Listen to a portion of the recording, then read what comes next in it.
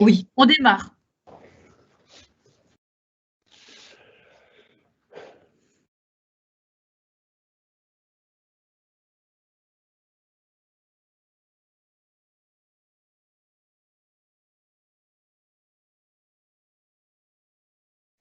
Mesdames, Mesdemoiselles, Messieurs, bonsoir.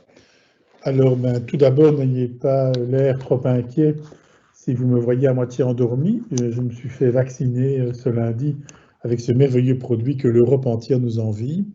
Et donc, mon slogan est « Si vous avez échappé au corona, vous n'échapperez pas au Zeneca ». Bon, donc, cette publicité doit être retirée immédiatement du web.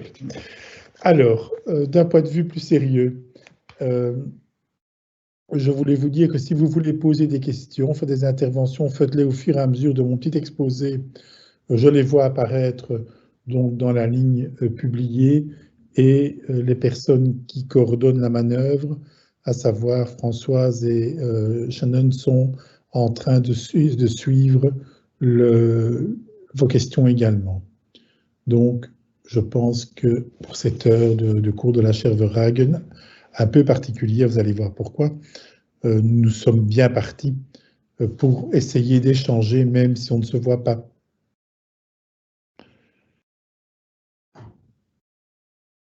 Aux origines fut le règne de Saturne. Terre, ciel, Atlas. Les parcs, maîtresses du destin, dominaient déjà le monde. Le règne de Jupiter, Dieu possédant la redoutable arme qu'est le foudre, suivit ce premier âge du monde et les titans furent terrassés. Et vous vous souvenez que Prométhée fut celui qui échappa à cette guerre terrible, cette titanomachie opposant les Olympiens et ces êtres fabuleux. Saturne alors se reposa et ça vous fait penser à un autre dieu d'une autre tradition qui le 7e jour se reposa. Un esprit mauvais, peut-être celui des titans encore actifs, détruisit le monde en l'affligeant d'une terrible sécheresse. Le monde fut dévasté par un taureau furieux qu'aucune puissance ne semblait en mesure de terrasser.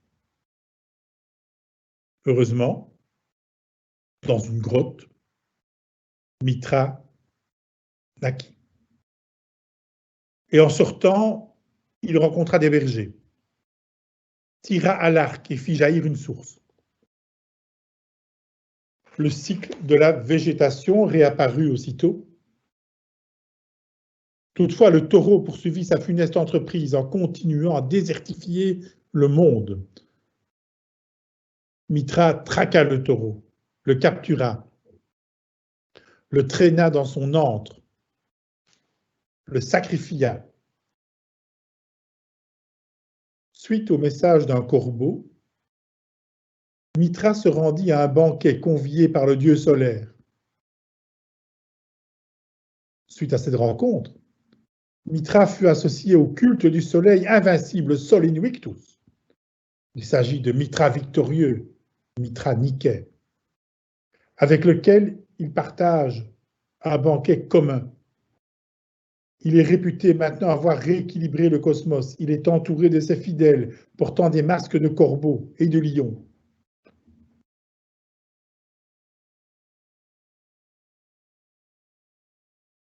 Telle est la geste qui semble transparaître au travers des quelques textes qui nous relatent le mythe de Mitra.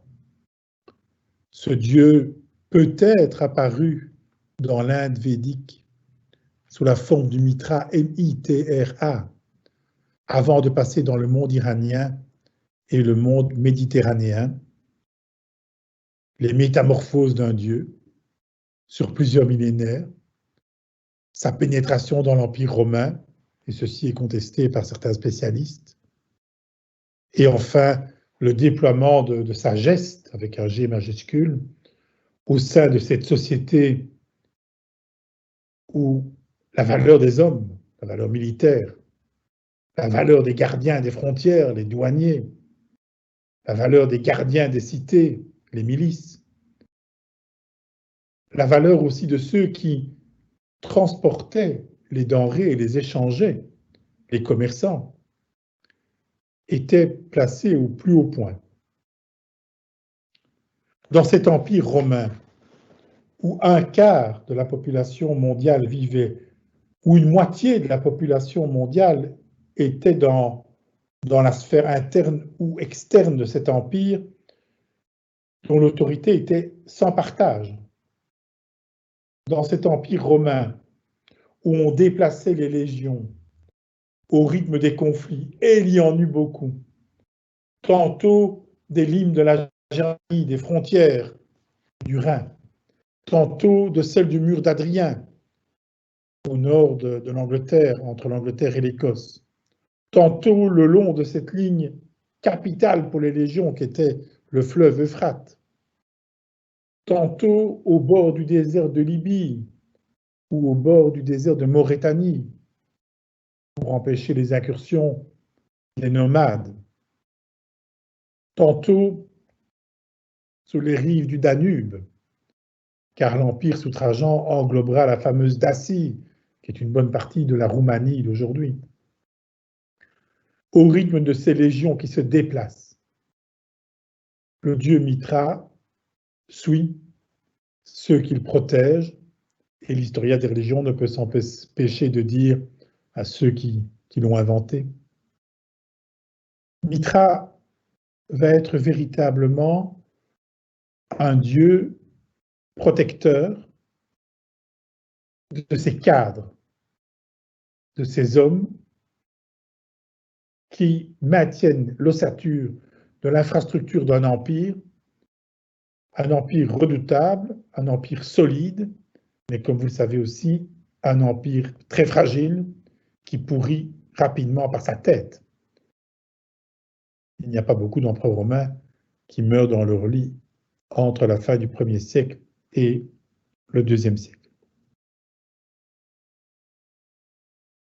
Le mythe que je vous ai conté, en quelques mots, n'est qu'une reconstitution, et vous l'avez entendu, il est très fragmentaire. Le secret était essentiel pour l'intelligence des mystères. On l'a entendu déjà lors de mon petit exposé sur le culte d'Isis. Mitra, ce dieu que vous découvrez en train de sacrifier le taureau, sur cette première image du petit PowerPoint, coiffé du bonnet phrygien, et il connaîtra ce bonnet une résurrection étonnante lors de la Révolution française, le genou posé sur le pâturon de la bête qu'on sacrifie, Mitra associé à des animaux qui en fait sont des animaux liés à la cosmologie, donc aux astres, le serpent, le chien. Mitra, dont les différents épisodes de la geste figurent dans les petits médaillons que vous avez à gauche et à droite de la fresque. Mitra entre le soleil et la lune. Mitra dont la cape évoque certainement ici la Voie lactée.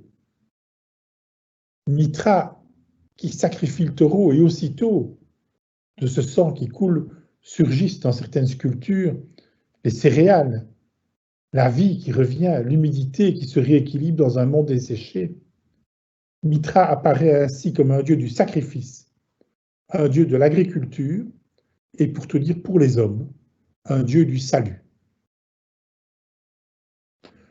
Jusqu'il y a peu, j'aurais pu vous dire un dieu masculin, mais la découverte de la tombe d'une lionne, d'une femme revêtue sans doute du grade de lionne en Libye, pourrait indiquer que le culte n'a pas été exclusivement réservé aux hommes, ou du moins qu'à certains endroits, selon des modalités qui nous sont inconnues, des femmes ont pu y être associées. Je vais demander qu'on passe peut-être à l'image suivante. Eh bien, c'est la carte de répartition d'éléments du culte de Mitra que l'on a trouvé à peu près dans tout le bassin de la Méditerranée. Et vous voyez dans ce que je vous ai dit une forte densification autour du mur d'Adrien, à la frontière de l'Écosse et de l'Angleterre, le long des limes du Rhin, le long des limes du Danube, mais aussi une présence du côté de l'Euphrate. Peut-être passer à l'image suivante. Nous avons ici une autre représentation du dieu Mitra, toujours dans le cadre d'une iconographie que les historiens de l'art qualifieraient comme étant assez canonique. C'est-à-dire que nous retrouvons dans les sanctuaires du dieu, dans les mitraïums, quasiment toujours les mêmes représentations. Leur facture peut être très différente. Certaines ont carrément une valeur artistique, d'autres ont été peintes ou bien sculptées sommairement. Mais ce qu'il y a d'intéressant, c'est que l'iconographie reste, si pas la même, du moins présente de nombreuses analogies. Vous avez deux petits personnages également, malheureusement, je ne sais pas les montrer ici à l'écran, à gauche et à droite de la représentation. Un qui tient un flambeau vers le haut, un qui le tient vers le bas. C'est le Mitra avec sa dimension solaire. C'est déjà une représentation cyclique du monde et j'y reviendrai. Le soleil sur un des hémisphères, tandis que la nuit est sur l'autre, et puis le processus s'inverse. Dans les médaillons sur le côté, mais vous avez l'évocation de toute cette geste que j'ai décrite très vite, tout en haut à gauche, un mitra pétrogène qui sort de la roche, on en verra un autre tout à l'heure, un mitra qui apparaît comme le dieu ami, c'est une caractéristique, c'est le dieu ami, c'est le dieu fidèle, et c'est le dieu qui fait respecter le contrat librement consenti. Donc ce n'est pas le guerrier qui travaille pour sa propre gloire ou pour lui-même, non, non, c'est le guerrier qui respecte le contrat qui le lie à celui qui, d'un certain point de vue, l'emploie. Passer à l'image suivante.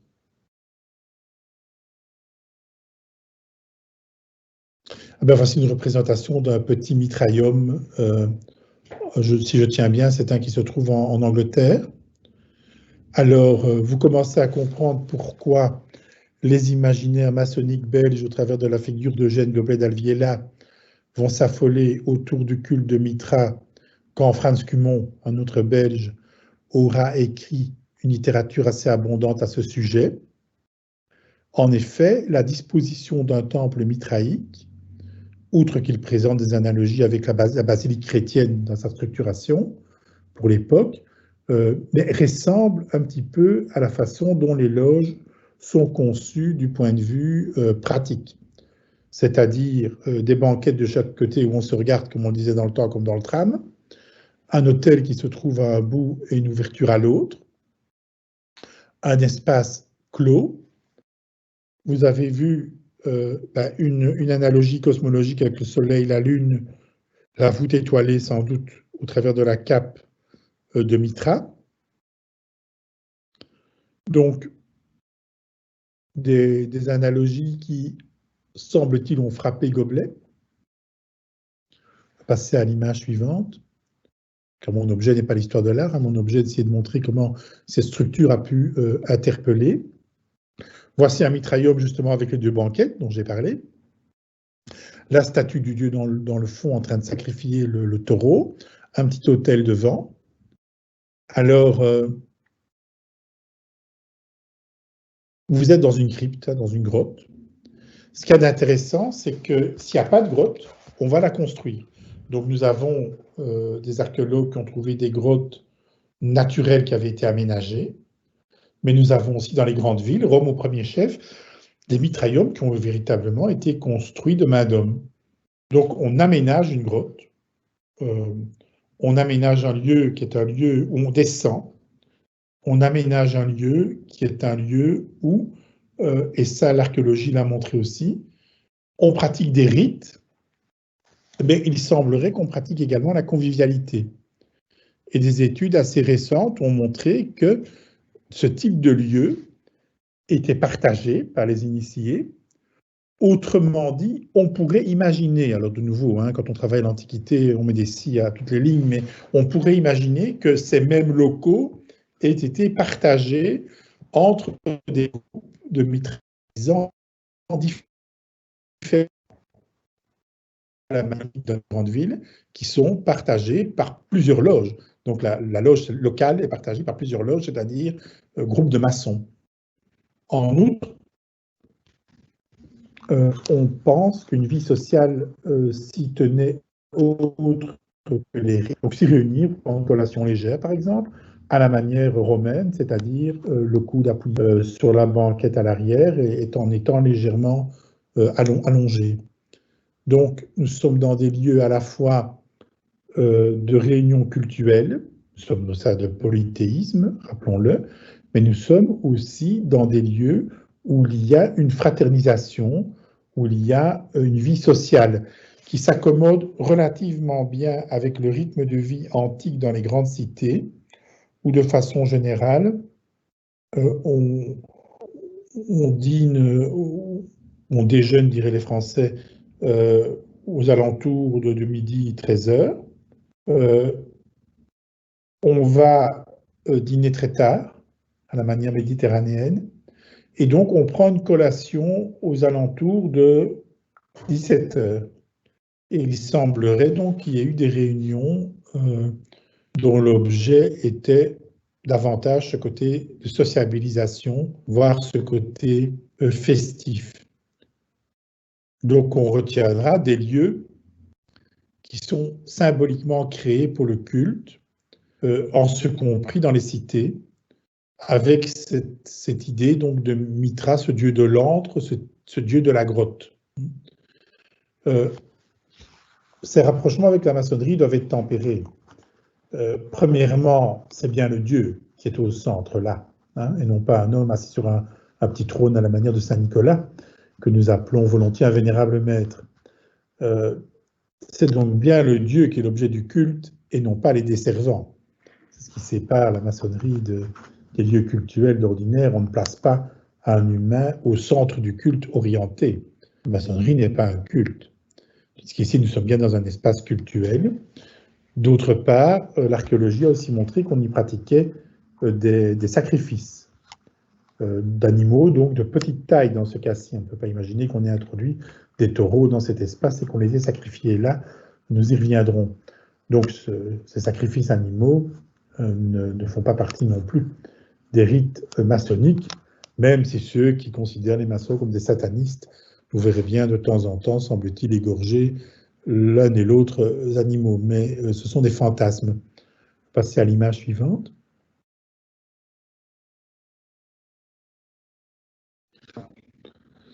Alors là, nous sommes de nouveau dans un mitraillum. Vous avez comme ça une idée un peu plus fine de la façon dont il pouvait s'organiser aussi dans un autre dispositif, avec un autel central et à l'arrière une statue plus petite de la divinité. Ce qu'il y a d'intéressant, on va passer à l'image suivante. C'est que nous avons des représentations alors assez esthétiques. En voici une qui représente finalement le déploiement du dieu Mitra dans le monde. Ici, c'est le Mitra pétrogène, le Mitra qui sort de la pierre.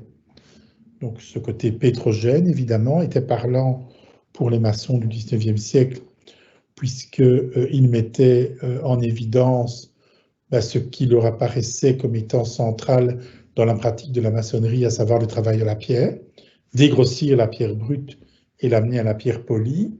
Et ici, nous avons un exemple magnifique, évidemment, du personnage sculpté qui sort de la pierre, Mitra pétrogène, qui naît de la pierre, avec dans une main le couteau du sacrificateur, qui va lui permettre de tuer le taureau qui dessèche le monde, et dans l'autre main, cette torche que d'aucuns associeront volontiers à un certain flambeau qui amène la lumière aux hommes.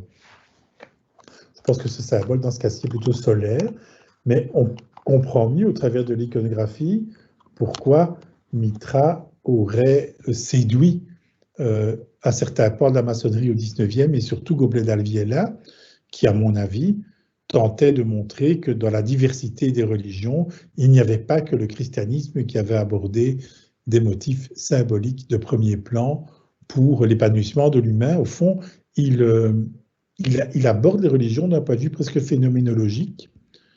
Et le culte de Mitra venait à point pour montrer que le christianisme est une des religions parmi d'autres. Je vous renvoie d'ailleurs à une petite publication que j'ai écrite sur Mitra, sous la direction d'Anne Morelli et Jeffrey Tissens, « Quand une religion se termine », volume qui est paru tout récemment. J'ai commis là-dedans un article sur Mitra dont je me suis inspiré dans la première partie de mon petit exposé.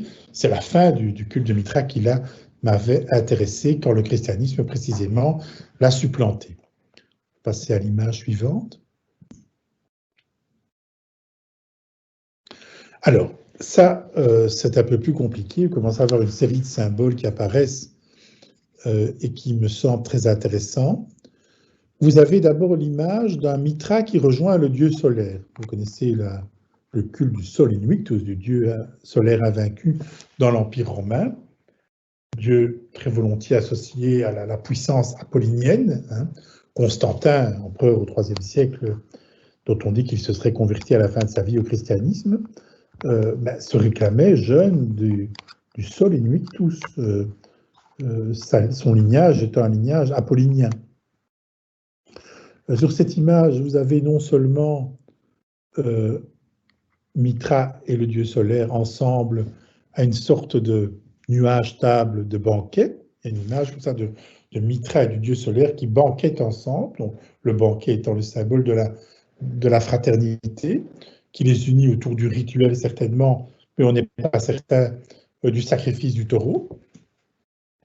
Mais vous avez aussi un des personnages, un bonnet phrygien, qui tient un caducée en main. Ça doit être une autre représentation de Mitra sous une autre forme. Or, ce caducée, associé au serpent que vous avez de l'autre côté, semble indiquer une vertu thérapeutique du dieu. C'est un dieu du salut et c'est un dieu thérapeutique. Le serpent apparaît très souvent chez Mitra dans un sens qui est un sens plutôt positif. Nous avons le Mitra à tête de lion, on en verra un, parfois entouré du serpent. Il représente alors l'initié qui gagne au travers des circonvolutions du temps l'éternité. Nous avons aussi l'image de la dualité du serpent, son venin pouvant être tantôt mortel, tantôt sauvé s'il est utilisé correctement par l'homme ou la femme de l'art. Donc l'équilibre qui va être si cher par après à Paracels. Donc nous avons comme ça l'image d'un Mitra maître du temps. Le serpent, c'est aussi celui qui mue, c'est-à-dire l'être qui nous invite à renaître, ce qui est quand même une des vocations de l'initié. Et on va y revenir. On va retenir quand même très fort dans ce culte, et c'est quand même proche de la maçonnerie, l'idée du caractère cyclique de la vie. Et de nouveau, nous retrouvons aussi dans le sacrifice du taureau associé au végétal une caractéristique des rites initiatiques dont j'ai déjà parlé, que l'anthropologue Turner avait assez bien typé. On utilise le schème végétal pour expliquer le cheminement animal et on utilise le schème animal pour expliquer le cheminement du végétal. Et ceci apparaît comme le mystère que l'on confie à l'initié. Donc en clair, ça veut dire, vous croyez que vous êtes mortel, que vous êtes comme des animaux, vous avez du sang, et si on vous égorge, vous allez mourir comme le taureau. Mais en fait, il n'en est rien. Vous avez un principe en vous semblable au principe qui anime le végétal, qui va vous amener dans une vie cyclique, par exemple à vous réincarner et à revivre cette vie-ci. De la même façon, la plante qui connaît un devenir cyclique peut, sous l'effet d'une animalité qui la détruit, se retrouver morte alors qu'en elle-même, elle contient un germe de vie cyclique. Donc on combine les deux schèmes et on fait passer dans l'esprit de l'initié le fait que ce qui lui apparaît comme étant l'ordre naturel des choses ne l'est pas sur le plan spirituel. On peut passer à l'image suivante peut-être. Alors voilà mon mitra léontocéphale avec une symbolique qui devrait séduire les maçons. Les deux serpents, là, vous voyez, qui sont en train de monter et en train de l'enlacer, ils ne sont pas des serpents menaçants, ils sont des serpents qui vont faire une spirale autour de lui et qui représentent le temps. Et donc, une fois que la spirale est bouclée, l'éternité. Vous avez dans la main de Mitra une clé, sa main gauche ici. C'est la clé des mystères, dont d'aucuns feront une association par rapport à la fameuse clé du royaume que Pierre aurait eu à la main. Pétros, Pierre, la clé. Mitra, Pétrogène, la clé. Il y a quand même des analogies sur le plan symbolique. Et nous avons les mitras à tête de lion qui est à la fois symbole solaire et symbole du caractère redoutable du dieu, hein, c'est un dieu guerrier. Et dans certaines statues sont assez fascinantes, celle-ci c'est pas le cas, on s'est poussé sur le visage du dieu, lion, il se retourne, il est ce qu'on appelle bifrons, et de l'autre côté, on voit apparaître un éphèbe avec des traits qui sont des traits apolliniens relativement doux. Donc c'est un mitra réversible, ami pour les initiés, redoutable pour ceux qui ne le sont pas, ou ceux qui peut-être enfreindraient les lois des mystères. On appelle ça donc le mitra léontocéphale, à tête de lion. Je passe à l'image suivante.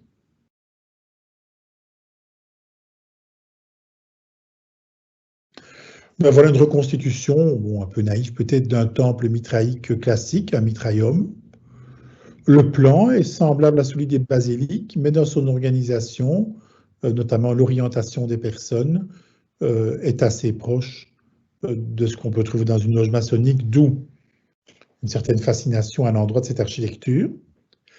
Image suivante. Ben voilà une reconstitution, quand on parlait du banquet et de la possibilité donc dans un temps même de petite taille de se tenir. Et là aussi, nous avons des éléments qui sont intéressants parce que la taille de ces mitraillons, même les plus grands, indique une possibilité de contenir entre 20 et 80 personnes maximum. Ici, cette plus petite taille. Or, là aussi, on retrouve quelque chose en termes de nombre de personnes qui n'est pas vraiment éloigné de la taille d'une loge maçonnique, même si les loges au XIXe siècle avaient tendance à avoir plus de membres. Regardez bien le sol, vous avez une mosaïque. On va la voir après. Cette mosaïque, ce sont les 7 degrés de l'initiation mitraïque. Je ne vais pas les énumérer et vous fatiguer avec ça, vous le lirez si vous le jugez opportun, qui conduisait l'initié du grade premier de corbeau. Le corbeau, on l'a vu, il portait même dans certains cas un masque de corbeau. Le corbeau est un animal psychopompe et un animal qui amène traditionnellement des messages de l'au-delà. Probablement parce que ce que les anciens appelaient corvus n'est pas nécessairement le corbeau qui chez nous coasse dans les champs, mais peut être aussi parfois associé au ménate, avec la capacité de cet animal de reproduire certains sons. C'est du moins des hypothèses qui ont été avancées. Donc le corbeau messager des dieux, on retrouve cette trace du corbeau messager des dieux dans la mythologie apollinienne, comme par hasard bien sûr. On va le retrouver aussi dans certaines mythologies nordiques. Image suivante. Alors j'aime bien celle-ci, elle est de Pompéi, c'est de nouveau les mosaïques qui sont bien conservées au sol du culte par 7 degrés qui fait monter de l'état de corbeau à l'état de père du mitraillum, c'est-à-dire de celui qui le dirige.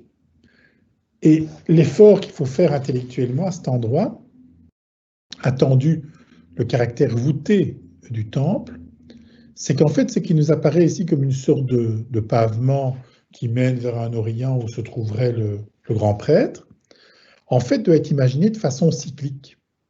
Nous avons plusieurs représentations sous forme de mosaïque. Nous avons une image de cyclicité. Donc, ça veut dire ces différentes étapes et le cheminement de la vie et épousent le cheminement aussi de l'homme dans la temporalité. Et nous tenons ici une des clés du succès du culte de Mitra dans l'Antiquité et peut-être une des fascinations d'Eugène Goblet d'Alviella, c'est que la plupart du temps, nous n'avons pas beaucoup d'éléments historiques nous indiquant des membres du Mitrailleum. Ça ne voit bien qui était initié.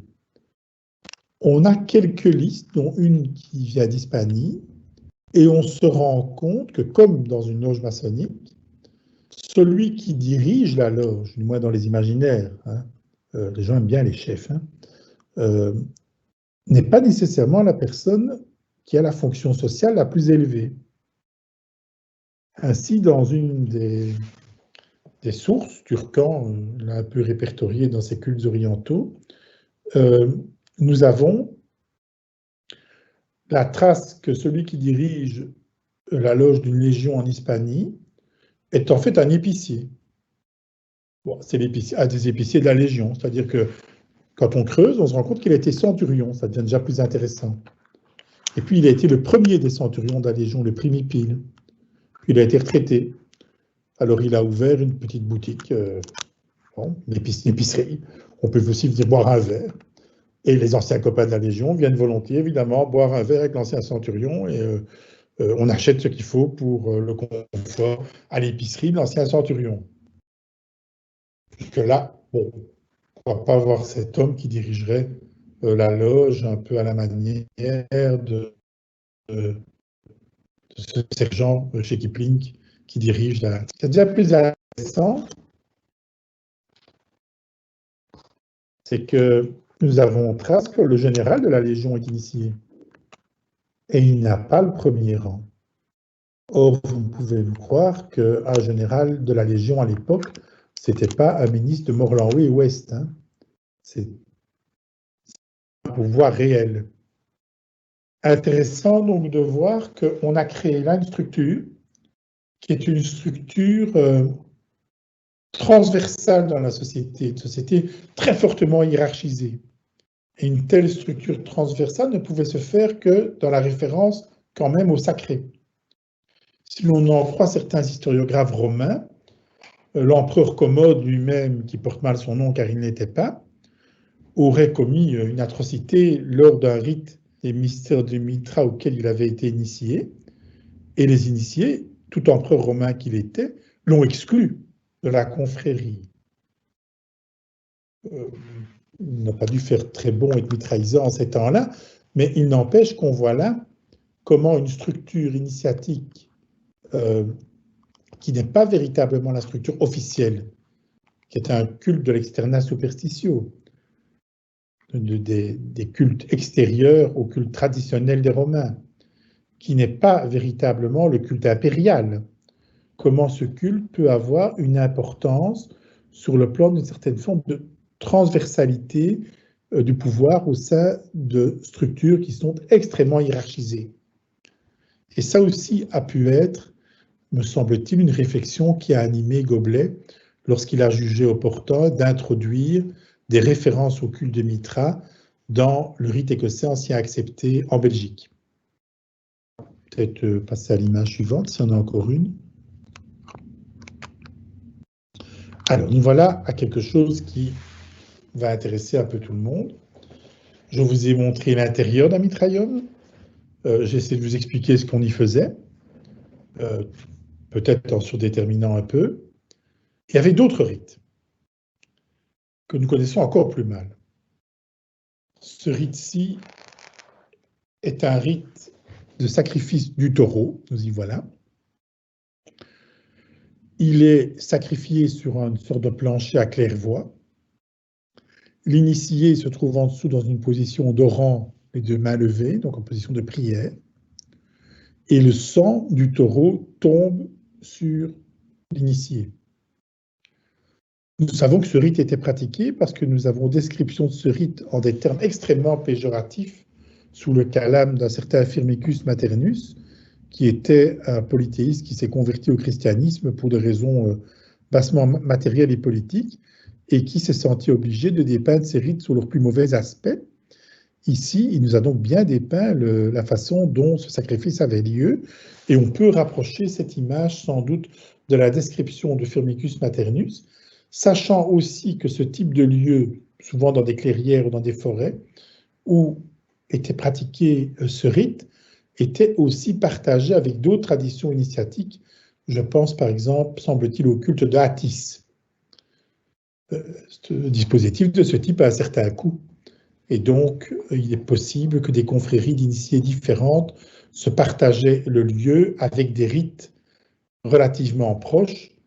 Est-ce qu'ici nous sommes bien dans une représentation de culte de Mitra? C'est probable, mais il faut rester extrêmement prudent sur la façon dont on dépeint ces rites. Mais il n'empêche, je vois de nouveau la grotte, mais cette fois-ci dans l'espace véritablement de la terre, le sacrifice du taureau avec le sang qui vient asperger, le sang fumant, disait Firmicus Maternus, qui vient asperger le prêtre, qui dès lors capte l'énergie de ce taureau qui représente le caractère masculin dans sa forme desséchante pour rééquilibrer l'humidité dans le monde et donc la possibilité pour le monde de redevenir un monde fécond. Vous avez compris l'analogie aussi avec le soleil et la lune et le fait que dans le culte de Mitra, le masculin et le féminin, dans une logique de complémentarité, sont très présents, même si le culte nous semble très masculin. Mais le taureau aussi, de par sa symbolique anatomique, invite à penser d'un côté une force liée à une virilité qui fait rêver les hommes, et en même temps les deux cornes qui peuvent symboliser, si on les lit comme un croissant lunaire, l'aspect lunaire, comme si le taureau en lui symbolisait les deux, et que seule sa mort pouvait rétablir cet équilibre entre le masculin et le féminin. C'est tout de même assez intéressant, et bien sûr, qui dit le culte entourant le taureau fait penser bien sûr à certaines pratiques en Méditerranée orientale et occidentale à des époques différentes. Donc on a quelque chose qui est de l'ordre d'initiés subjugués par le taureau. Peut-être l'image suivante. Alors sur cette première partie de mon exposé, je conclus. Le bonnet phrygien, le partage, c'est les trois rois mages à Ravenne, dans un art byzantin. Ils ressemblent avec leur bonnet phrygien à s'y méprendre, des initiés de Mitra, voir le dieu lui-même.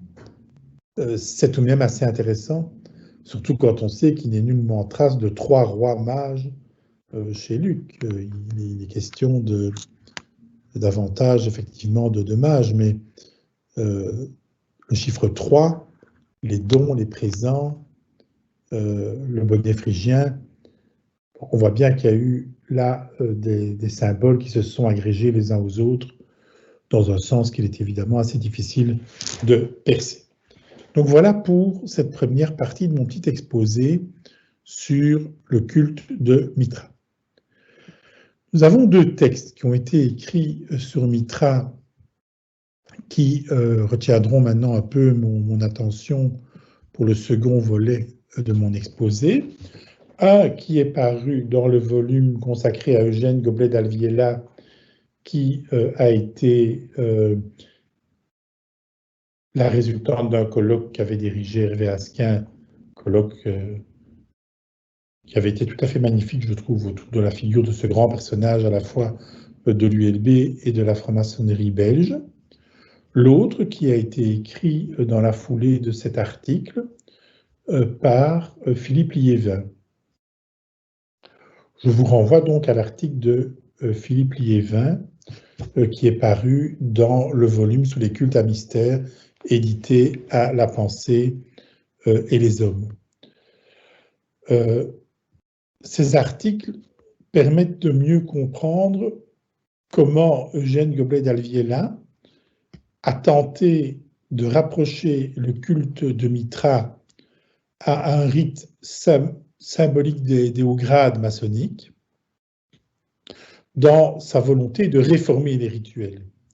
Et vous savez que Eugène, en un premier temps, avait eu l'idée certainement de les simplifier, mais découvrant la qualité de ces rituels à mesure où il travaillait sur eux, il a introduit toute une série de grades ou de références à des religions ou à des cultes qui n'avaient pas grand-chose à voir avec le judéo-christianisme dominant dans les jeux de rite, du rite écossais ancien accepté, pour créer une sorte d'écho avec finalement un certain regard sur les religions de son temps et sur l'histoire des religions de son temps.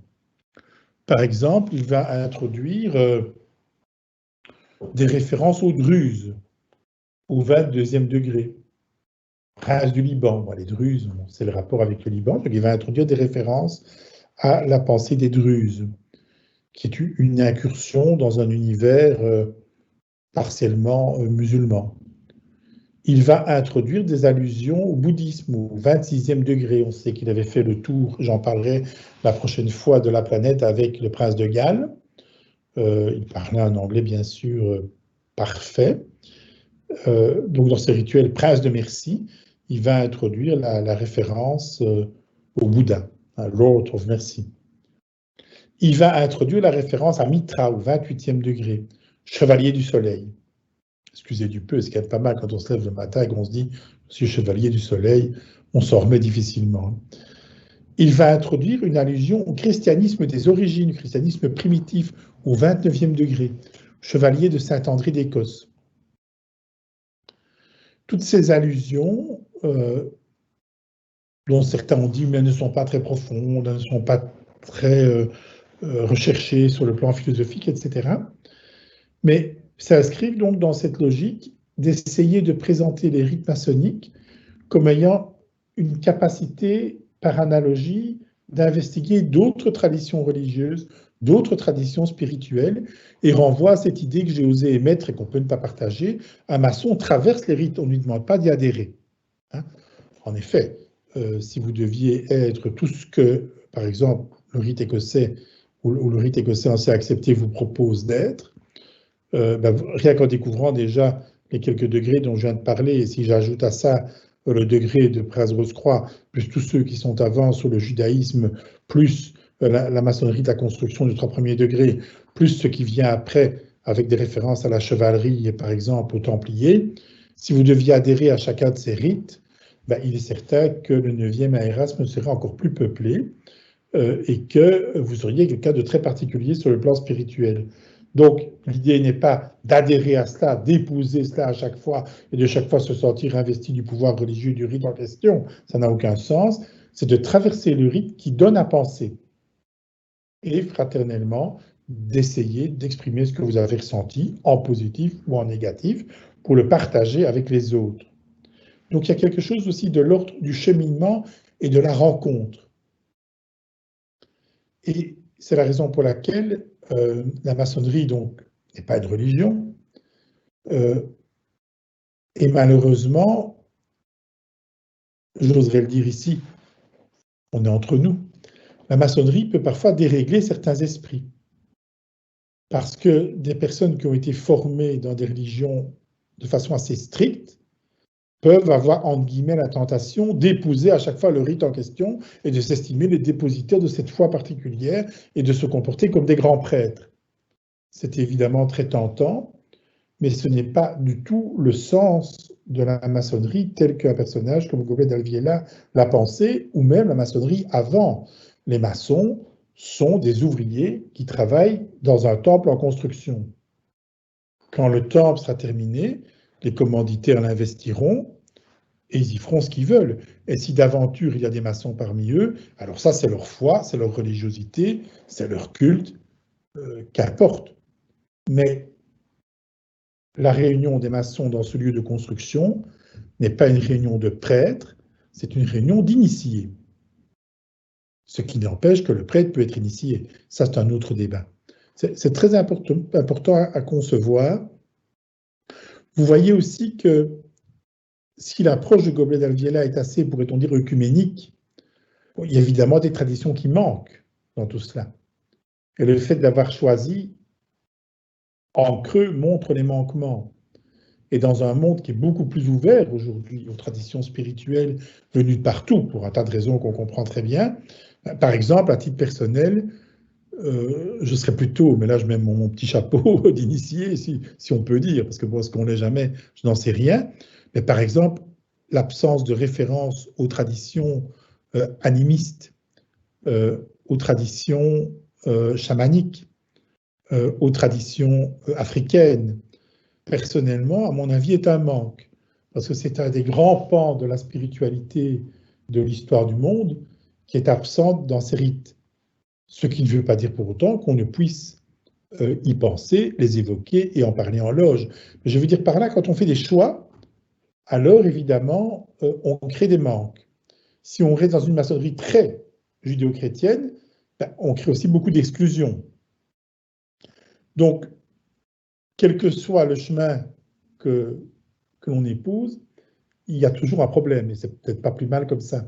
Je peux vous assurer que ce grade de chevalier du soleil pensé par Eugène Goblet d'Alviela, le grade du 26e, prince de Mercie, pensé par le même Eugène Goblet d'Alviela, crée beaucoup de problèmes quand on en parle à l'étranger. J'ai eu l'occasion de participer à des rencontres entre bouddhistes et francs-maçons qui se tenaient dans le sud de la France, et on m'avait demandé de faire un exposé sur le rituel de prince de Mercie, dont je parlerai la prochaine fois. Beaucoup de maçons français qui étaient présents ne comprenaient rien à ce que je disais. Non pas uniquement parce que j'aurais un accent à couper au couteau venu du fin fond de l'avenue Paul Léger, mais bien parce que ils ne pouvaient imaginer qu'au sein de la franc-maçonnerie belge, il y ait un rite maçonnique où on évoque le Bouddha. Et donc j'ai eu plusieurs interventions me disant « mais ça c'est un rituel spécial que quelqu'un a écrit, on n'a jamais joué je suppose. Il n'y a pas un seul maçon belge qui est initié là-dedans. » Ben, oui. Ça, c'était une réaction. L'autre réaction provenait de bouddhistes qui disaient « oui, mais est-ce que c'est bien la voie authentique que le Bouddha a enseignée? Est-ce que c'est bien la façon dont le bouddhisme doit être compris à la lumière de ce que nous savons? Vous en êtes sûr ?» Donc là, c'était le côté davantage, on pourrait dire, religieux. Donc, on voit bien là l'endroit où la maçonnerie est très particulière et combien la maçonnerie belge elle-même, parfois, est très particulière dans le particularisme. Ça mérite d'être pensé.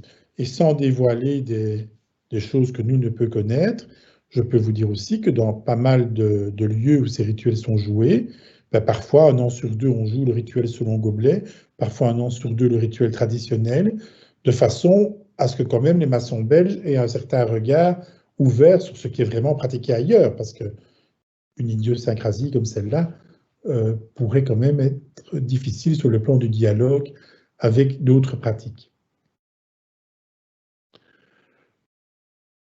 Le rituel de chevalier du soleil était traditionnellement, il est attesté dès 1751, et Philippe, si tu m'entends, si tu t'es trompé dans la date, ça c'est dramatique parce que je me fie à ton article, le rituel de chevalier du soleil évoquait directement les grades chevaleresques. Dans de nombreuses loges maçonniques au XVIIIe, il était une sorte de grade culminant. Il tenait d'emprunt à la fois à la pensée des Lumières, ce mot XVIIIe, et aussi à tout ce qui était de l'ordre de l'hermétisme, dont on sait qu'il y avait des courants de la maçonnerie très proches du mouvement hermétique au XVIIIe. Donc on est dans un entre-deux, entre d'un côté un effort de rationalité assez fort, l'élan des Lumières, et de l'autre, l'hermétisme, avec un autre regard sur la maçonnerie, et les deux ont toujours cohabité, et c'est bien comme ça. La spiritualité qui émane de ce rite déiste, on peut certainement, au travers de l'hermétisme, y voir une allusion au néoplatonisme.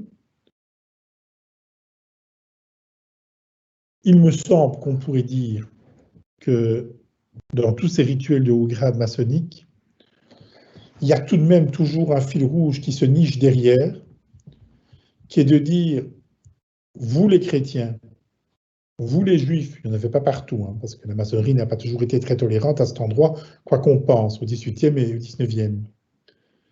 Ben, vous croyez en la résurrection. sans vous le dire vraiment, sans dire le mot, avez-vous songé qu'il est possible qu'il y ait la réincarnation? Généralement, c'est un peu le grand secret qui apparaît comme en filigrane de tous ces rites. Et vous voyez à la fois comment cette maçonnerie peut paraître comme étant très conservatrice, très fort ancrée dans une société où le christianisme n'était pas contestable, et souvent pas contesté d'ailleurs, mais en même temps introduire déjà un peu de subversivité avec l'air de ne pas y toucher. C'est peut-être dans cette voie-là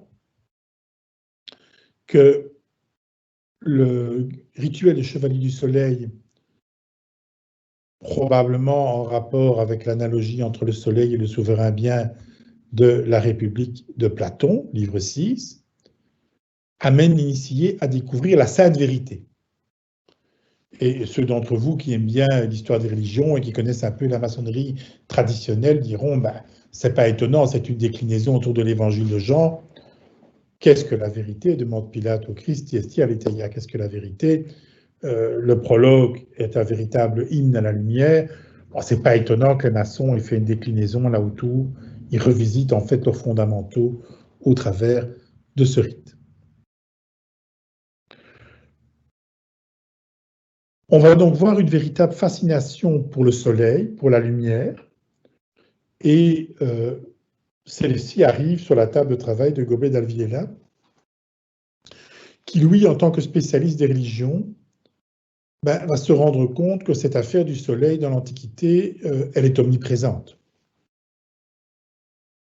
Comme je l'ai dit tout à l'heure, il va tirer ses réflexions notamment du livre de Franz Cumont consacré au culte de Mitra.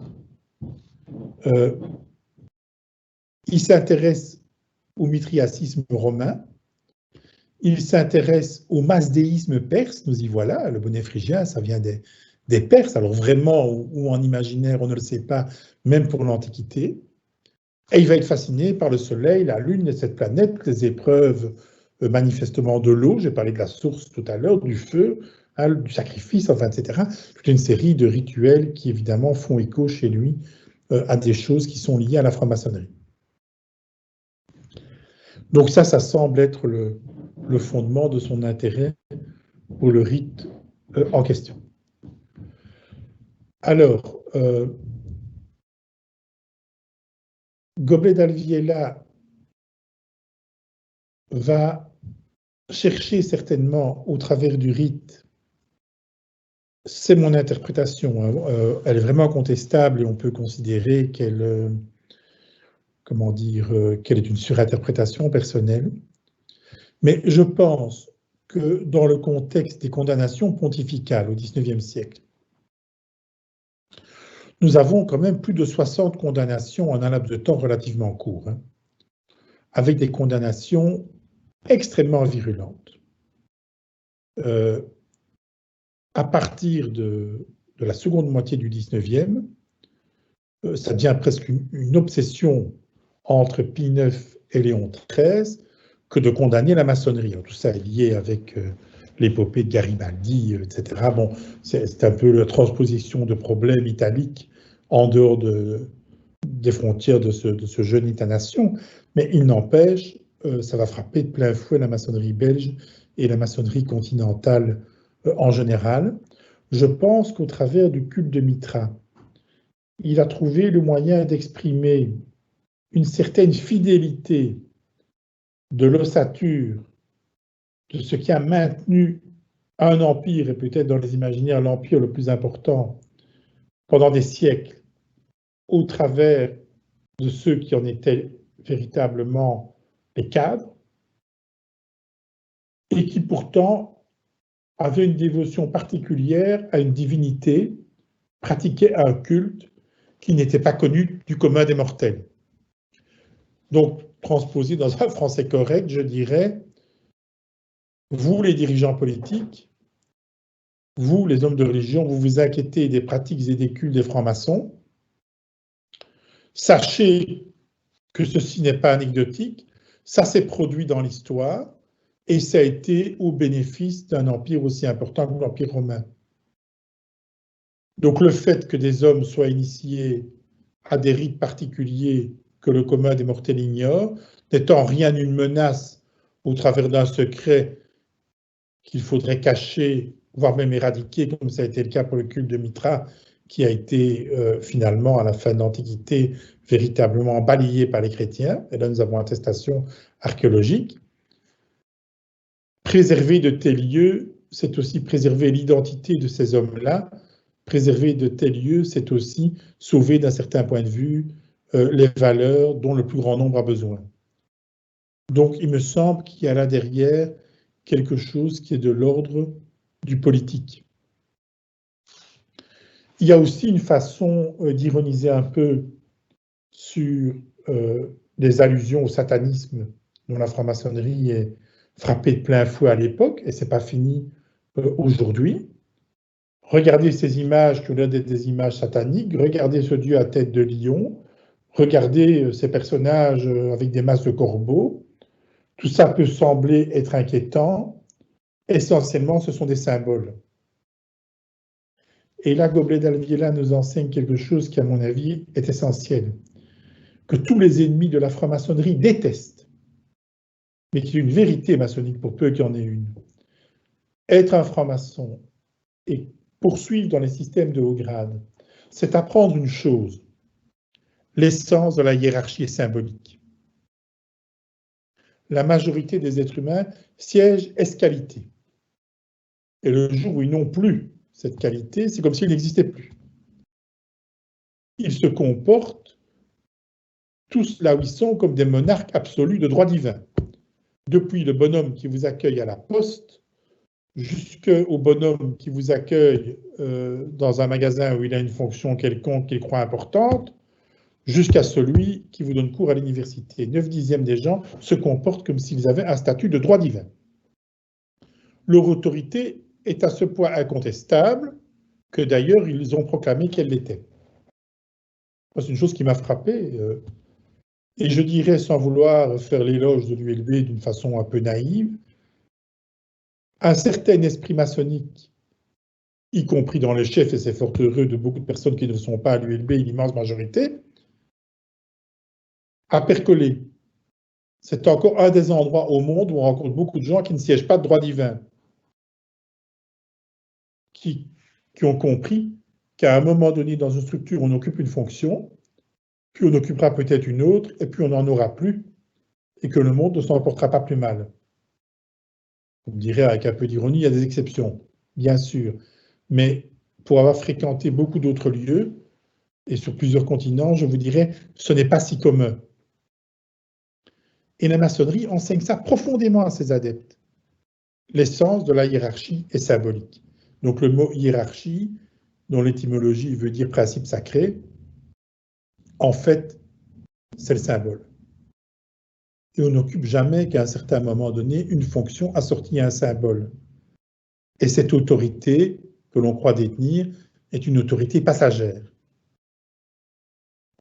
Je crois que Goblet a été séduit en travaillant les diverses traditions qui ont été celles qu'il a visitées, dont surtout Mitra, pour le rappeler. Si, pour reprendre l'exemple de tout à l'heure, un général de légion a pu rentrer dans un temple mitraïque avec un grade de corbeau, le premier degré, le plus bas, celui qui sert à table, on le voit sur les images, hein, celui qui amène la nourriture aux autres initiés. Premièrement, il accepte l'autorité de personnes qui, dans le monde, en guillemets, profane, le monde extérieur, sont infiniment plus élevées que lui. Et deuxièmement, ceux qui sont infiniment plus élevés que lui savent que c'est précisément à ce premier degré qu'on amène les messages des dieux. Et que parfois, c'est celui qui est le plus bas, le plus humble, qui amène les messages les plus profonds aux autres membres de la confrérie. C'est vraiment essentiel à comprendre pour comprendre ce qui anime quand même la majorité des francs-maçons de par le monde. Et qui vous permet de comprendre aussi pourquoi souvent les maçons sont détestés, parce qu'il y a à peu près personne qui a envie d'entendre ça. Hein, le type d'idée que je viens de dire maintenant, y compris pour moi-même, et si l'un ou l'autre de ma famille m'entendent, je vais bien les faire rire. J'adhère complètement à ça, mais c'est comme pour les éoliennes, hein, dans le jardin des autres. Parce que chez moi, j'ai envie de siéger de droit divin, hein, comme tout le monde. Mais la maçonnerie vous enseigne que non, ce n'est pas le cas. Et même chez vous, ce n'est pas le cas non plus. Donc il y a peut-être quelque chose dans la visite de ces rites des autres, avec un A majuscule, séparés diachroniquement ou séparés topologiquement. Il y a peut-être quelque chose qui est un enseignement extrêmement profond sur le plan humain et qui est de nature sans doute à ne pas entraîner la sympathie de tous ceux qui adorent l'autoritarisme. N'oublions pas que nous sommes en plein 19e siècle. Amener des idées comme celle-là, c'est pas si commun, surtout dans des milieux sociaux sur le plan maçonnique, qui sont des milieux infiniment plus, en guillemets, puissants, du moins sur le plan économique et social qu'aujourd'hui. Donc il y a là quelque chose qui, moi, me touche assez bien, je dois vous dire, et je peux imaginer le cheminement qui a été celui de Goblet d'Alviela dans ce travail qu'il a mené.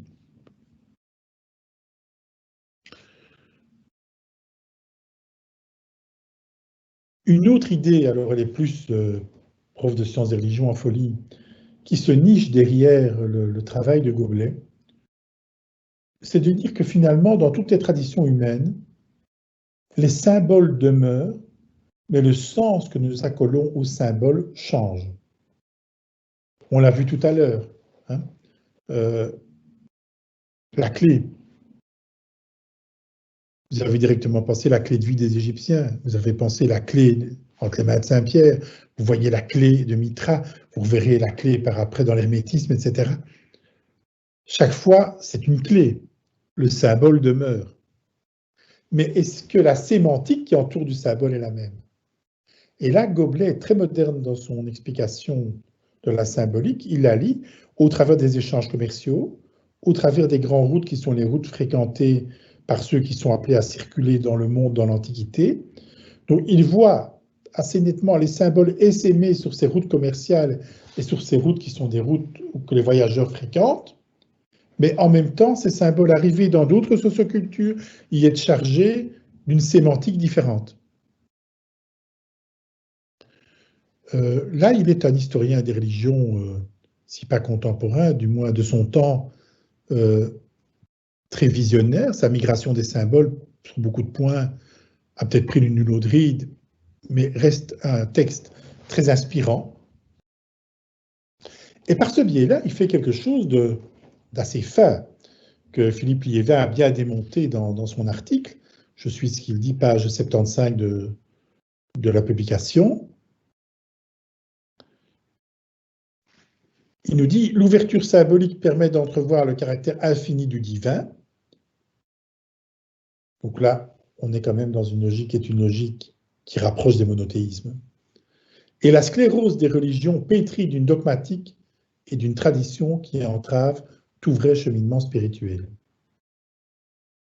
Alors, pétrie d'une dogmatique, c'est bien là l'ennemi des maçons au XIXe. C'est la dogmatique, c'est-à-dire les vérités qu'on doit admettre sans démonstration. Ces vérités qui ne souffrent pas la critique rationnelle.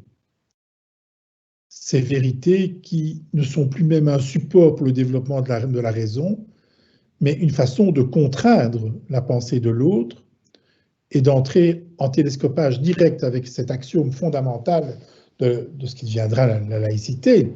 La pensée ne doit jamais se soumettre.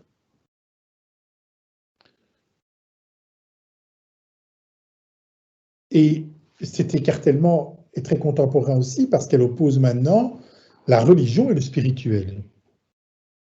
Ce n'est pas le spirituel qui serait le versant anthropologique du religieux, comme je l'ai écrit à plusieurs reprises. Hein. Bon, le spirituel, c'est l'écho du religieux dans l'être humain et la façon dont il le restitue dans son vécu. Non, ici, ça devient un spirituel qui se déconnecte du religieux. Et ça ne peut se faire qu'au sein de confréries, parce que le religieux, par définition, est ce qu'il relie dans le monde, hein, même si aujourd'hui on donne des définitions autres.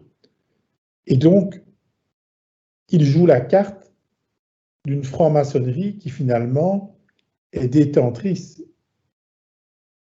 d'un certain savoir sur le cheminement spirituel. Il prône, pour le dire autrement, une religiosité par rapport à la religion. Donc sous des dehors qui sont des dehors relativement conventionnels, il se niche beaucoup d'idées philosophiques dans lesquelles se reconnaîtront beaucoup de libres penseurs aujourd'hui. Je pense vous avoir déjà suffisamment assommé autour de ce rite particulier, au sein duquel donc l'initié découvre les arcanes de ce culte de Mitra, de cette religiosité vouée au dieu Mitra. Et j'espère avoir étonné certains d'entre vous en vous montrant cette fois comment une pensée de l'Antiquité, une religion, pour reprendre le titre du livre coordonné par Anne Morelli et Geoffrey Thyssen, d'une religion qui se termine, d'une religion qui meurt, comment ces arcanes d'une religion morte sont d'un certain point de vue ressuscités au sein de la franc-maçonnerie, qui se les approprie, les transforme, les surdétermine, et en fait un objet de pensée bel et bien contemporain. C'est finalement le même processus que celui qui a été dessiné la semaine dernière, excusez-moi, lorsque nous avons parlé de l'initiation isiaque. C'est le même processus qui place ces maçons du XIXe siècle dans ces écrins assez majestueux que sont ces temples, dont vous avez vu quelques images. Si vous ne les avez pas vues, je vous invite à regarder donc ces images filmées par drone qui se trouvent sur la chaîne YouTube de La Pensée et les Hommes. Donc, vous avez là toute une série d'éléments qui sont des éléments qui montrent la transformation de la maçonnerie du XIXe, ce qu'elle est en train de devenir en Belgique, ce qu'elle est en train aussi peut-être de devenir en Angleterre, au contact des colonies. Et comme je vous le disais, un de mes regrets, c'est de constater qu'en ce qui concerne la relation au monde de l'Afrique, puisque la Belgique est une puissance coloniale en Afrique, malheureusement, les ponts n'ont pas été véritablement jetés et la richesse des traditions, notamment de l'oralité, n'a pas été profondément mise en valeur par Goblet d'Alviela. Je ne lui en fais nullement de reproche. Goblet est un homme de son temps, nous sommes des hommes et des femmes de notre époque aujourd'hui. Mais il n'empêche, il me semble là qu'il y a quelque chose à penser au sein de la franc-maçonnerie contemporaine, notamment quand elle se préoccupe des dispositifs mythologiques, symboliques et rituels des hauts grades. Il est vrai qu'il y a un obstacle, et qui est un obstacle vieux comme le début du colonialisme. On peut faire remonter même au débat entre Bartholomé de Las Casas et Sepúlveda au XVIe. C'est que l'architecture symbolique des lieux sacrés dans les traditions où l'oralité domine n'a pas, pour la majorité d'entre eux, le même côté spectaculaire. Or, dans les traditions religieuses, on a souvent tendance à considérer que sont revantes et belles les traditions qui nous ressemblent. Et le déploiement des mythes, des symboles, des rites sont autres dans ce type de société. Il faudra attendre des études comme celle de Lévi-Strauss pour mettre cela bien en évidence. Et il est vrai qu'aujourd'hui encore, dans beaucoup de rites maçonniques, il y a comme un manque à ce niveau-là. Donc ça nous permet de refaire une boucle vers les humanités, de revisiter les traditions du passé mais qui nous ont inspirés,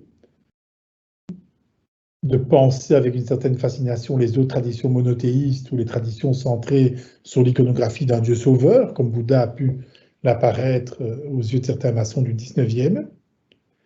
Mais ce qui est radicalement autre demeure encore impensé, du moins au niveau rituel, même dans un dispositif aussi riche que celui de Goblet, mais ne l'est pas, fort heureusement, au niveau des travaux menés par les loges, où pas mal de sœurs, de frères, ont travaillé ces matières et partagent de réflexion avec d'autres initiés.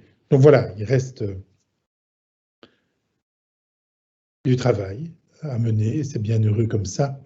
Et le temple, pour parler comme un maçon, est toujours inachevé, tout comme ma conférence d'aujourd'hui, où je reprends ma casquette de prof, en vous remerciant de votre attention. Et je vais tenter maintenant de répondre progressivement un peu à vos nombreuses questions.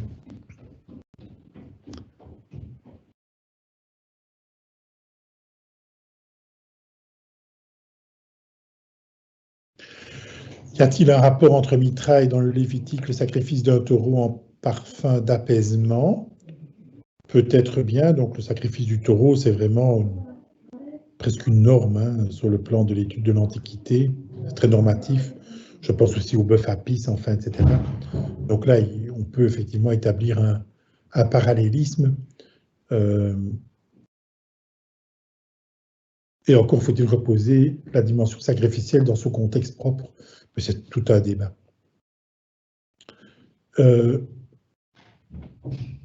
Alors, quelqu'un pose la très bonne question du rapport entre le mitra gréco-romain et le mitra avestique et védique.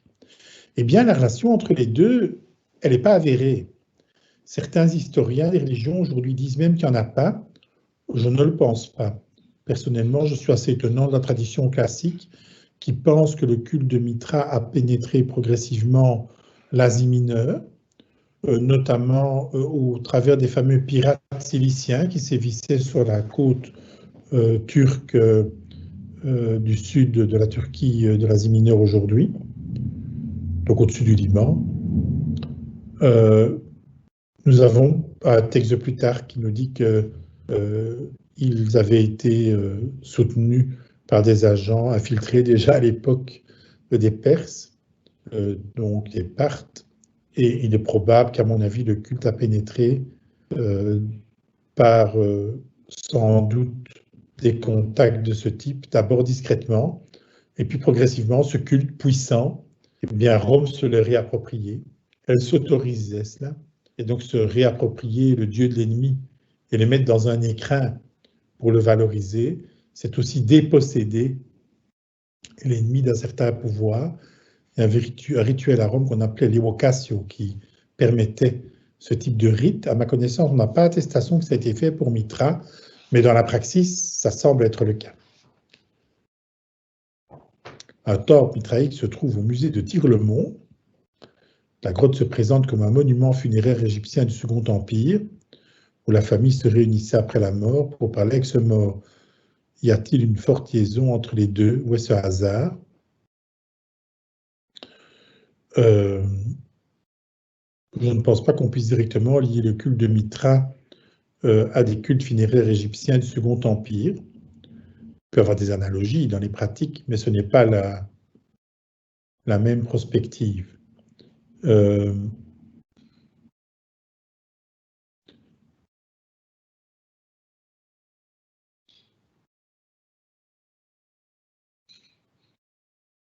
Alors, la question du rapport avec le Sol Invictus d'Aurélien.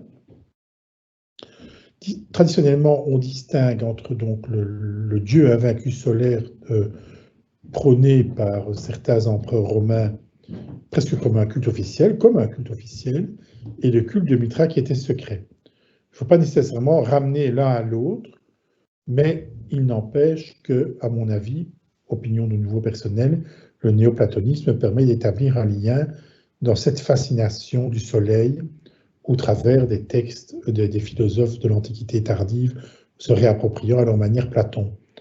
Donc, je n'aurais pas tendance à confondre les deux, mais je dirais qu'il y a un lien au niveau du soubassement philosophique et l'écho qu'il y avait dans l'esprit des lettrés du temps à ce niveau-là. La question du solstice d'hiver, ça je crois qu'effectivement on peut le lier au soleil invaincu, et le fait qu'on ait souché la naissance de Jésus autour de cette date, bon, clairement était une façon de se réapproprier les anciens rites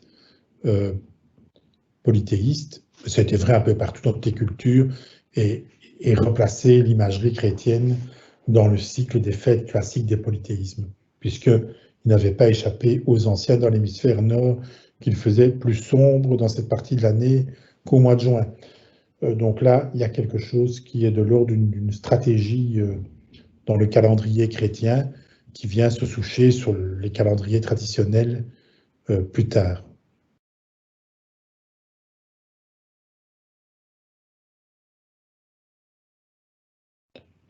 La position de Mithra dans les mythologies grecques et romaines, c'est un culte polythéiste, donc il est venu se rajouter. Il est probable qu'il y a eu dans l'esprit des fidèles des rapprochements avec les dieux solaires qu'est Apollon notamment, hein, dans la tradition gréco-romaine.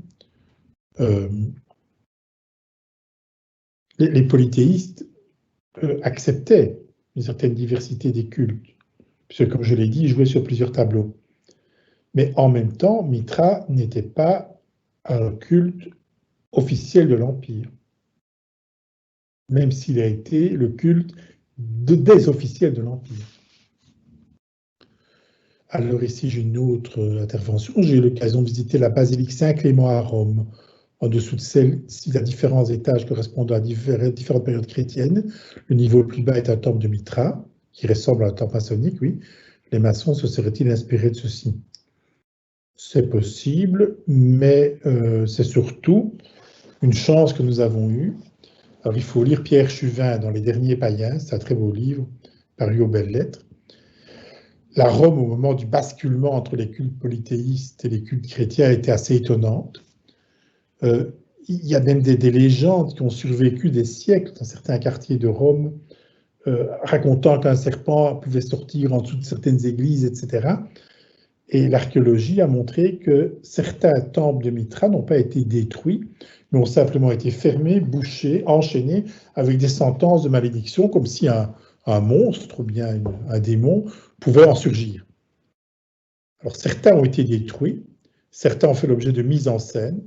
On a retrouvé par exemple, je crois que c'est à Sarrebruck, un mitraillum où clairement on a fait une mise en scène, on a détruit, et on a mis des ossements, et on a montré aux gens dans la population, regardez les pratiques des sacrifices humains.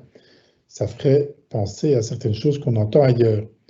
Mais malheureusement, les os étaient au-dessus des gravats. Donc, de façon générale, les gens qui ont été sacrifiés et ont été réduits à l'état d'ossement ne remontent pas au-dessus des gravats après les destructions. Donc, on a observé là qu'il y avait bien évidemment une mise en scène déjà dans la fin de l'Antiquité qui avait été faite par des pieux chrétiens qui avaient détruit les mitraillums locales et qui voulaient discréditer ce culte. Donc, on a plusieurs cas de figure. Mais en l'occurrence, l'idée qu'un monstre, un serpent maléfique ou quelque chose du genre puisse sortir des entrailles de la terre, et le fait d'avoir construit dessus des églises comme une sorte de bouchon empêchant que ce monstre ressorte des enfers, plusieurs fois attesté et semble bien une stratégie dans l'édification de certains monuments chrétiens.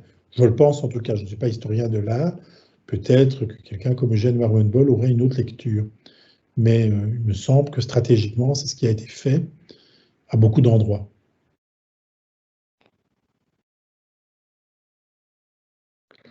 À ma connaissance, le culte de Mithra, vu, relu et corrigé par les francs-maçons du rite écossais ancien accepté et du rite écossais, n'est pas pratiqué ailleurs. Et il est possible que certains maçons me détrompent, mais à ma connaissance, c'est bien belgo-belge. Et si ça se pratique ailleurs, c'est une exportation belge en termes de mission maçonnique étrangère. Du côté celte et nordique, le corbeau devrait se comprendre comme un grand oiseau noir, corbeau, corneille, etc. Oui, en effet. Mithra et le tarot, je ne sais pas répondre. Certains ont fait le rapprochement entre le mot mitra et la mitre des évêques. C'est audacieux, ça a déjà été avancé par certains chercheurs.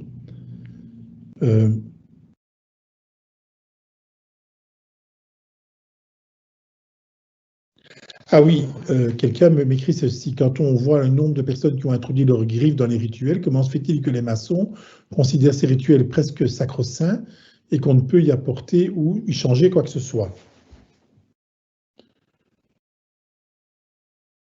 C'est très ambigu, en fait. Les changements ne peuvent se faire que par une décision collégiale. Il y a des groupes qui acceptent facilement ça et d'autres pas. Certains maçons ont tendance à confondre le rite comme s'il s'agissait d'une liturgie avec, comme je disais, une finalité religieuse. Il n'en est rien.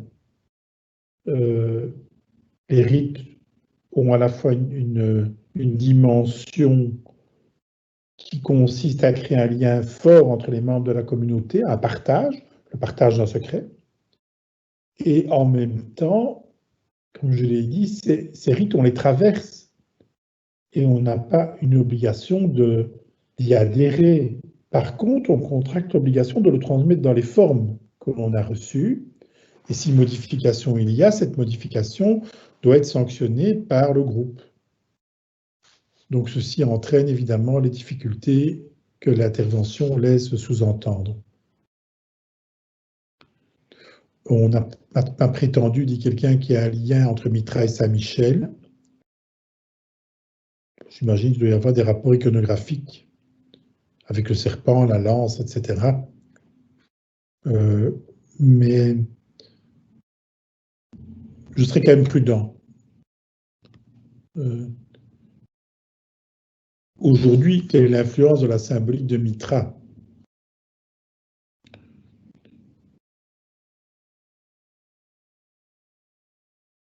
Je crois que c'est un peu à chacun de répondre à cela. Il y a des gens pour lesquels l'Antiquité donne à penser grandement, d'autres pour lesquels c'est un ramassis de vieilleries qui n'a plus rien à voir avec le monde d'aujourd'hui. Il me semble que le culte de Mitra donne toujours à penser sur le fait que ceux qui pensent s'inscrire dans des traditions religieuses éternelles doivent prendre la mesure du fait qu'ils ne sont eux-mêmes qu'un moment dans l'histoire et que se présenter comme si on était le détenteur d'une vérité absolue est d'une naïveté étonnante et aussi un grand danger pour autrui. Voilà comment moi je dirais à titre personnel. Mais comme je l'ai dit aussi dans un autre exposé, il est certain que la connaissance de l'Antiquité historique, géographique, etc., diminuant très fortement, toutes ces traditions devront être relues et corrigées si on veut les maintenir, parce qu'autrement elles ne seront plus accessibles, elles apparaîtront comme une sorte de folklore, sans vouloir déprécier par ailleurs le folklore. Donc,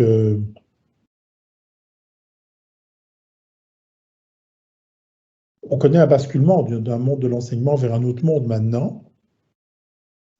Il serait malheureux que cette richesse-là se perde, mais elle ne fera sens que si elle a la volonté et la potentialité de s'actualiser. Alors, voilà mon avis. Le chamanisme est-il symbolique ou bien est-ce une interaction avec des forces extérieures? Non, je crois qu'il y a une dimension symbolique. C'est pas pour rien que Lévi-Strauss nous parle de l'efficacité symbolique. Mais ça, on peut y revenir par ailleurs.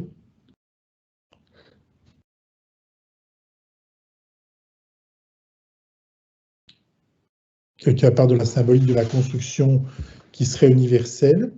C'est moins sûr parce qu'il y a beaucoup de traditions où on ne construit pas. Mais nous sommes assez obsédés par celles qui construisent. Nous sommes beaucoup plus choqués de voir détruire Palmyre que d'entendre que des bûcherons ont coupé des arbres dans la forêt en Indonésie, alors que ces arbres parfois ont une valeur sur le plan symbolique essentielle pour les communautés locales. L'arbre, on a l'impression qu'il poussera, Palmyre ne sera plus jamais comme avant. C'est une vision qui est attenante à nos cultures. Mais c'est plus compliqué, semble-t-il. Ouvrir la spiritualité individuelle aux spiritualités de l'humanité, un beau projet. Est-ce une philosophie présente dans toutes les obédiences?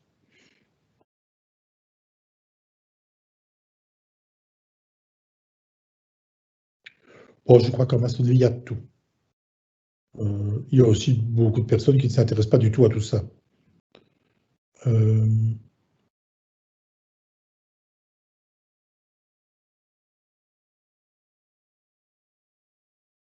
Alors, mon opinion serait de dire, si on se trouve dans un espace maçonnique où ce n'est pas un lieu d'ouverture, mais un lieu de fermeture, où on se conforte dans des idées reçues, dans des doctrines, etc., bah, mon conseil, pour reprendre un autre bien plus célèbre, c'est de secouer ses sandales et d'aller son chemin, parce que se souvenir, pour ceux qui sont maçons, qu'ils ont été compagnons et aller voir ailleurs, parce que ça ne vaut pas une heure de peine, on a déjà tout ce qu'il faut dans le dispositif des religions ou des idéologies, sans pour autant rajouter une en plus. Donc je crois que la vocation de la maçonnerie, c'est certainement cela. Mais elle l'a fait de multiples façons, et elle l'a fait dans l'esprit de son temps.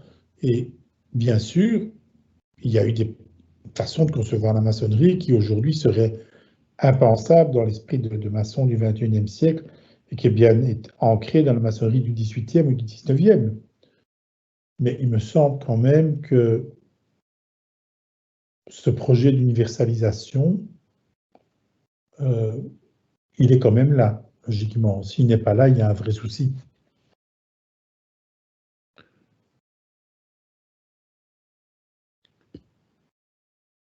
Je pense, oui, que la maçonnerie de Gobelet est une maçonnerie qui a voulu enlever le monopole du religieux aux religions. Ça rebondit sur une question qui a été posée. Relativiser le religieux, même si Gobelet lui-même était croyant. Le culte de Mitra a-t-il pu influencer la légende d'Iram? Je ne le pense pas. Je pense que la légende iramique est une légende assez ancienne. Tout a été écrit au contraire sur Hiram, mais je crois que si on rapproche du peu de choses qu'on sait sur le compagnonnage médiéval, il me semble que l'image de ce constructeur, entre guillemets, ce fondeur biblique, associé à celle du temple de Salomon, est quelque chose qui est bien plus ancien. Et donc, je crois que Mitra a été, on va dire, au sens structuraliste, c'est une invention de Gobelet en maçonnerie. C'est mon opinion.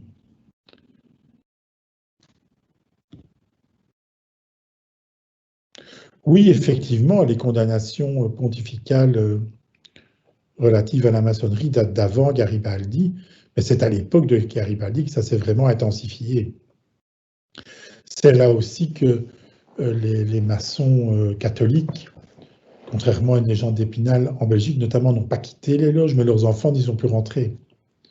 Et il y a une évolution sociologique de la maçonnerie très particulière. Lisez dans le dictionnaire de la franc-maçonnerie de Ligou l'article belgique. Il y a des références qui, à mon avis, sont très intéressantes à cet endroit. Donc, ce sont quand même des problèmes de volonté de puissance qui ont entraîné ces condamnations en répétition. Par la suite, les condamnations maçonniques assorties pontificales assorties de phrases qui laissent entendre que c'est plus vraiment en tant que maçon qu'on est condamné, mais c'est en tant que personne participant à des activités avec d'autres religieux et autres, sont très très ambiguës et attestent entre autres choses du grand malaise de l'Église catholique par rapport à l'éthique aujourd'hui. Et donc, et à force de n'avoir pris aucune mesure, à force d'avoir tourné en rond sur on ne sait même pas quoi, à un moment donné, l'ouverture va être impossible. Mais c'est le problème de l'Église catholique, c'est pas le mien. Alors, le taureau est symbole de quoi? Là, je renverrai à ma publication parce que j'en ai déjà un peu parlé dans mon petit exposé. Donc, à mon avis, il est solilunaire. Donc, la traversée des différentes religions au travers des divers rites des plus hauts grades a-t-elle eu un but de contrôle à la compréhension, un peu comme la missionaria protectiva des Bene Gesserit? Eh bien, je n'en sais rien. C'est trop érudit pour moi. Je ne connais pas. Les francs-maçons seraient-ils ou devraient-ils être favorables à des fonctions politiques passagères? Comment se positionnent face à ça les politiciens de père en fils? il faut le leur demander si d'aventure ils sont maçons. Je pense qu'un franc-maçon, effectivement, est quelqu'un qui devrait être sensibilisé au fait qu'une fonction est passagère et au risque, mais c'est vraiment mes opinions, là, ça n'a plus rien à voir avec la chaire de Ragen, au risque de choquer certains, je pense qu'il devrait y avoir des limites dans les mandats, dans une démocratie bien organisée. Oui. Mais c'est vraiment une sensibilité que j'ai. Les francs-maçons sont libres de penser ce qu'ils veulent. Il n'y a pas un message de la franc-maçonnerie. En tout cas, la façon dont la franc-maçonnerie est structurée invite à une réflexion sur le caractère transitoire de l'autorité d'un pouvoir et son caractère symbolique. Ça, c'est sûr. Il n'y a pas de pouvoir de droit divin.